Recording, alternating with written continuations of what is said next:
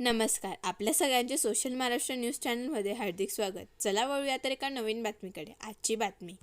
राज्यात महायुतीकडून महिलांना लाडकी बहीण योजनेच्या माध्यमातून 1,500 रुपये तर निवडणूक झाल्यानंतर 2,100 रुपये दरमहा सरसकट राज्यातील महिलांना मिळेल असे आश्वासन दिले होते. परंतु अनेक महिलांना आता वेगवेगळे नियम लावून महिलांचा अर्ज बाद करण्यात येत आहे. त्यामुळे महायुती सरकार राज्यातील महिलांची फसवणूक करत आहे.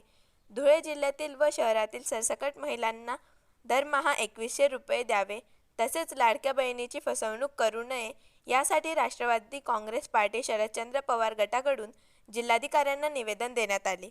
यावेळी जिल्हाध्यक्ष रणजितराजे भोसले यांच्यासह कार्यकर्ते उपस्थित होते.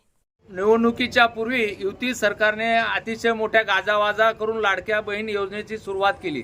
पण जसा निवडणूक लागली ते सत्तेत आलं ते या ठिकाणी लाडक्या बहिणींना फसवण्याचं काम या युती सरकारने सुरू केलेलं आहे. विविध कारणं देऊन इन्कम टॅक्स असेल, 4 व्हीलर असेल, शेती असेल, या इतर कारणाने असंख्य लाखो महिलांचे नावं या योजनेतून वगळण्याचं काम युती सरकार करत आहे.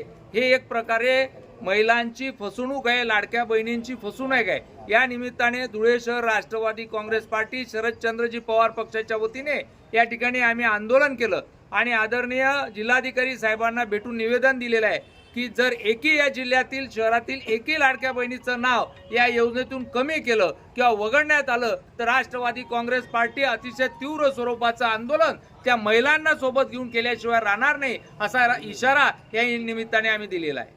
बातमी आवडल्यास चॅनलला लाईक व सबस्क्राईब करा व दररोज अशा नवनवीन बातम्या पाहण्यासाठी चॅनलला फॉलो करा. धन्यवाद.